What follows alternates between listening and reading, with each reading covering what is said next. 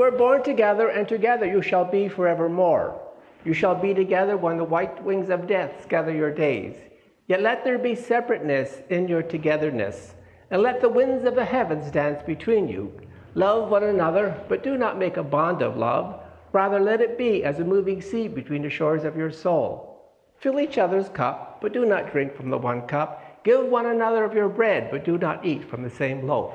Sing and dance together and be joyous, but let each one of you be alone, even as the strings of the lute are alone, though they quiver with the same music. Give your hearts, but not unto each other's keeping, for only the hand of life can contain your hearts.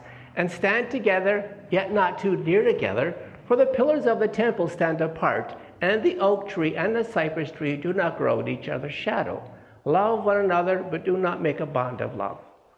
But if you love, and must needs have desires, let these be your desires: to melt into your lover's arms like a melody that sings its rose unto your heart, to awaken at dawn with a winged heart and give thanks for another day of loving, to meditate and rest at noontime on love's ecstasy, and to return home at eventide with an attitude in your heart for the beloved in your life.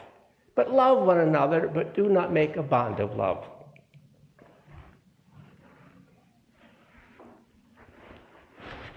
What does the Bible say about love?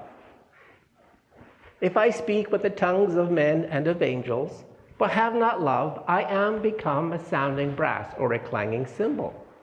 And if I have the gift of prophecy and know all mysteries and all knowledge, and if I have the faith so as to remove mountains, but have not love, I am nothing.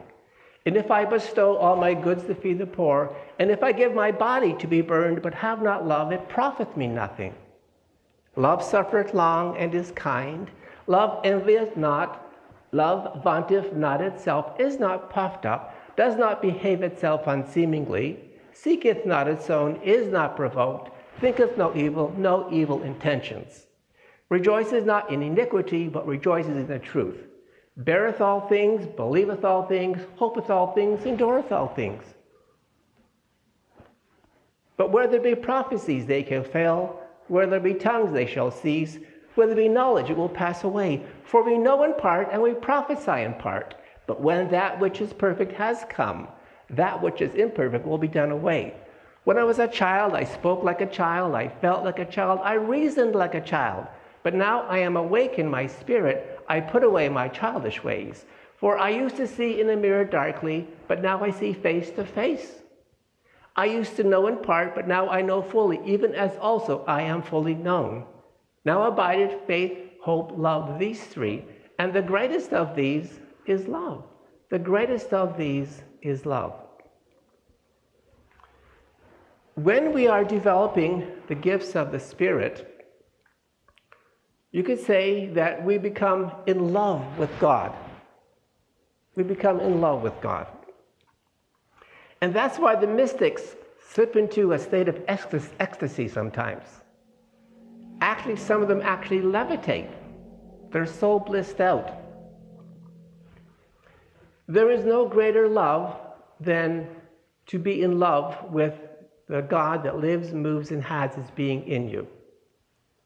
Jesus said, "Not everyone that come unto me, or say unto me, shall enter the kingdom of God, but he that doeth the will of my Father, which is in heaven." So what is the will of my Father?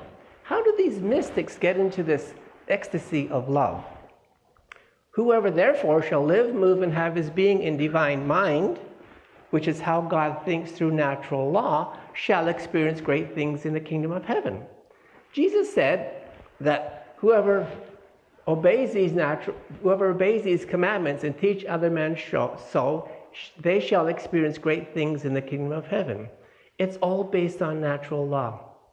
We said here on the platform the other week that all gifts of the Spirit are contained and subject in natural law. All good relationships are subject and contained in natural law. All prosperity is contained in and subject to natural law. And so when Jesus said, "These things I do, you can do also, and even the least among you can do all that I do and even more." Well, guess what? There is no such thing as the least among you. No such thing as the least among you. When you awaken your spirit and understand how God thinks. Somebody asked me the other day, will we be able to do healings like Jesus? I said, yeah, of course, when you think like him. When you think like him. Okay? Now, how does Jesus think? Well, first of all, through love, unconditional love, passion and compassion. But also, Jesus knows who he is. Now, when I talk about any saint or prophet, I never talk in the past because it's all now. It's all now. So it's not that Jesus was, Jesus is. Okay? Just like you are. He that is in you is greater than he who is in the world. He that is in you is greater than he who is in the world. And no matter what lies in back of you or in front of you, they're all tiny matters compared to what lies inside of you. Remember that saying, yesterday is history and tomorrow's a mystery and today's a gift, and that's why they call it the present. Yeah. And so life is a gift. Life is a gift. And so the kingdom of God is written in your hand. The kingdom of God is written in your hand.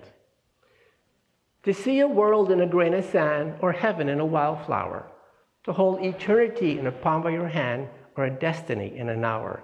You can discover the dance of the divine in every leaf, in every petal, in every blade of grass, in every rainbow, in every running brook, in every breath of every being. Beyond judgment, memory, space, time, and energy lies the divine. Lies the divine. And where is this divine? The divine is in you. Remember that you are not in the world is in you. You are not in the world is in you. So, Einstein said imagination is more powerful than knowledge. Well, it is through your imagination and through your intent and through your sincere desire that you manifest things in your life. There's a saying that God knows whether you're sincere or not. So if you're not sincere, don't worry, you won't manifest things. So you don't have to worry about it, okay? But if you are sincere, if you are sincere to develop yourself and to reach your potential. See, Jesus knew, he knows who he is, that he's a holy divine spirit, okay? God's passionately in love with him. But you too are a holy divine spirit, and God is passionately in love with you. You're a genius, whether you know it or not. You've always been here, and you always will be here. You've always been here, and you always will be here.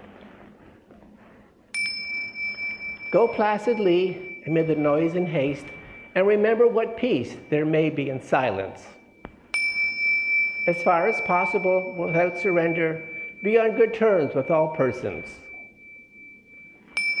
Speak your truth quietly and clearly, and listen to others, even the dull and ignorant. They also have their story.